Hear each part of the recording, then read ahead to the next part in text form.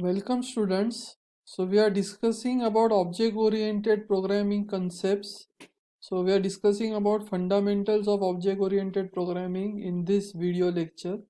So basically first we will look at what is data abstraction. So data abstraction refers to providing only essential information to the outside world and hiding their background details. So only the essential information is basically given to the outside world and the background details are hidden from the user.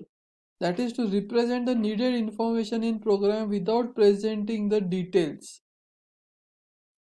So what happens is that the details are not given to the user. Like for example, the method name will be shared with the user, but not the code of the method will be shared with the user. Again, different access specifiers and all those things are used for protecting the data members and data methods. So data hiding, what is data hiding? Data hiding is an object-oriented programming technique of hiding internal object details, that is data members. So in data hiding, the data member, that is the variables of the class, are hidden from the outside world. Again, you can use access specifier to do that. Using access specifier, if I give private access specifier, the variables will not be accessible to the outside world. So you are getting data hiding using the access specifier. And in data abstraction, the method implementation is hidden from the user. So now we are going to briefly see the differences between data hiding and data abstraction. So what is data hiding? Process that ensures exclusive data access to class members and provides object integrity by preventing unintended or intended changes. That means variables are protected from intended or unintended changes from outside the class, and exclusive data access to class members are given using data hiding. Whereas what is abstraction? An object-oriented programming concept that hides the implementation details and shows only the functionality to the user. That is, the implementation details of the method are hidden from the user and only the basically functionality is visible to the user. That is, what is the method name, what is the return type, what are the parameters to the method. All these things are only exposed to the user and the implementation details are hidden from the user. Again, data hiding focuses on protecting data.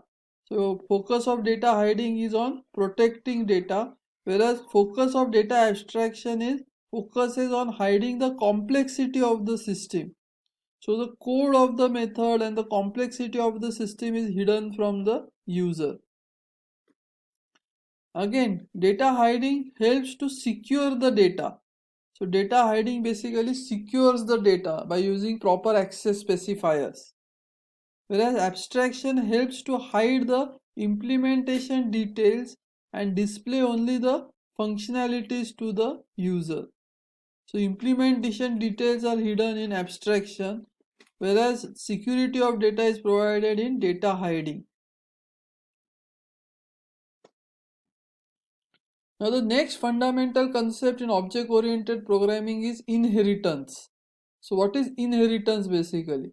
Inheritance is a process in which one object acquires all the properties and behaviors of its parent object automatically. So what happens in inheritance is the properties and behavior, that is the methods, variables and methods of the base class are available in the derived class. That is parent object properties and behaviors are available in the derived class. Okay, that is child class. In C++, the class which inherits the members of another class is called derived class, and the class whose members are inherited is called base class. That means the parent class is the base class and child class is the derived class. Derived class is one who inherits the members, whereas the base class is one who provides the members to the derived class. So the next concept is types of inheritance. There are different types of inheritance, particularly 5 types of inheritance are present.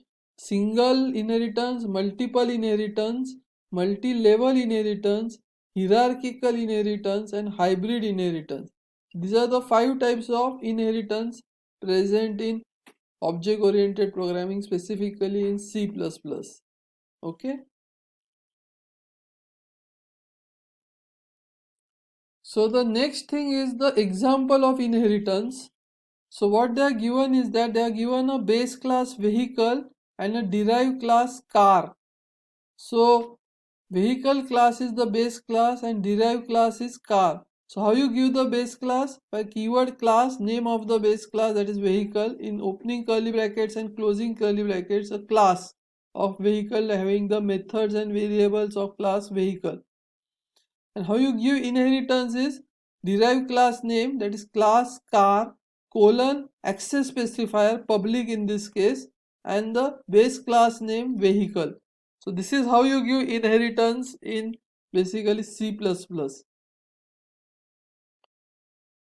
Now this is an example of single level inheritance. Okay, there is one derived class and one base class. So this is a single level inheritance, single inheritance. Okay, so the base class vehicle is having public variable brand and public method honk. So since the access specifier is public and the inheritance is also done publicly, so what will happen is that the variable brand and the method honk will be available in the derived class also. So the derived class has a public variable model. It's a type data type string which is initialized to ultras, and this brand variable in the base class is initialized to Tata. Honk is having a cout, that is the beep of the particular car, toot toot basically. Okay. Now in the main, what they have done is that they have created an object of the derived class car. So derived class name car and derived object name my car. So car my car will create and derived class object of name my car. Then they have called the honk method of the basically my car object. Since honk method is available in the derived class also, so when you say my car dot honk, the honk method of the base class will be called. Okay, so it will display basically toot toot when you call this method. Then they have done cout my car dot brand. My car is a derived class object, but brand is a variable of the base class which is having an access specifier public, so it is available in the derived class also. So this will display Tata, a space, and my car dot model will display ultras. This will be what will be displayed when you run this program. This is a basic program showing inheritance concept, single inheritance particularly. Okay. Then the next concept is about polymorphism. The word polymorphism means having many forms. In simple words, we can define polymorphism as the ability of a message to be displayed in more than one form. So basically the message can be displayed in more than one form. The code for the method is different in different classes. This is particularly related to inheritance, this concept. Okay. A person at the same time can have different characteristics. Like a man at the same time is a father, a husband, and employee. So the same man is showing different characteristics in different roles basically, as a father, as a husband, as an employee. So the same person poses different behavior in different situations. This is called polymorphism. So in different situations, the same person is behaving differently. So this is somewhat related to polymorphism. It takes place when there is a hierarchy of classes and they are related by inheritance. So this takes place when there are hierarchy of classes and they are related by inheritance. So the next concept is types of polymorphism. So polymorphism has mainly two types: compile time polymorphism and runtime polymorphism. In compile time polymorphism, you have method overriding and operator overloading, whereas in runtime, you are having virtual functions. So there are two types of polymorphism: compile time and runtime. The one is method overriding, or method overloading, and another is operator overloading. Okay, and the runtime has a type virtual functions. Now they have given an example of polymorphism. So there is a base class shape and there are two derived classes, rectangle and triangle. So the base class shape has a method area in it, which is a public access specifier having. And the rectangle derived class is deriving from the base class shape and it also has a area method in it. But the code of the base class shape area and the code of the derived class rectangle method area is different. And so is the class triangle also having is deriving from the base class shape and it also has a method area in it with a different code than that in rectangle. Okay, so each class is having different code for the same method rectangle area. Okay, this is an example of hierarchical inheritance. Okay, since there is the same base class shape being accessed in multiple derived class. Okay, so you can say that this is an example of polymorphism. The same method area is having different code in different classes. Okay.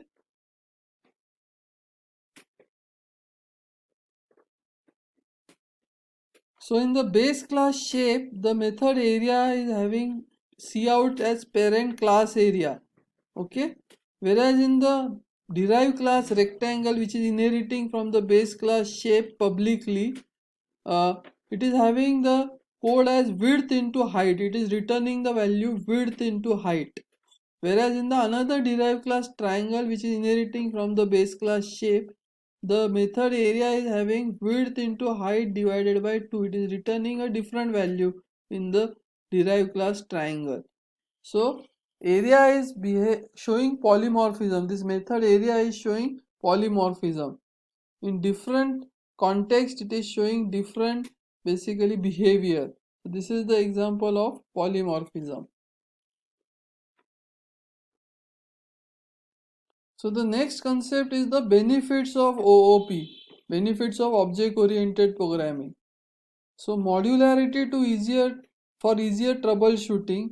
So there is modularity done in object oriented programming which is easy to troubleshoot in terms of classes and objects. The program gets divided into modules basically. Reuse of code is there. So code reusing happens in reusability happens in object oriented programming, like inheritance you have reusability. Flexibility through polymorphism. There is flexibility in object oriented programming through polymorphism where the same method is behaving differently in different contexts basically. Effective problem solving. So problem solving becomes easier in object oriented programming. So that is better in object oriented programming as compared to other programming paradigms like procedural programming. Security is another benefit of object oriented programming. You get security from object oriented programming paradigm because lot of features have been provided for providing security in the object oriented programming, and the code maintenance is also better in object oriented programming. So basically maintenance of the code becomes easier when you use object oriented programming languages like C++, Java, C#, .NET and other languages which are based on object oriented programming. So thank you students for attending this video lecture session. We'll continue in our further video lectures the next concepts.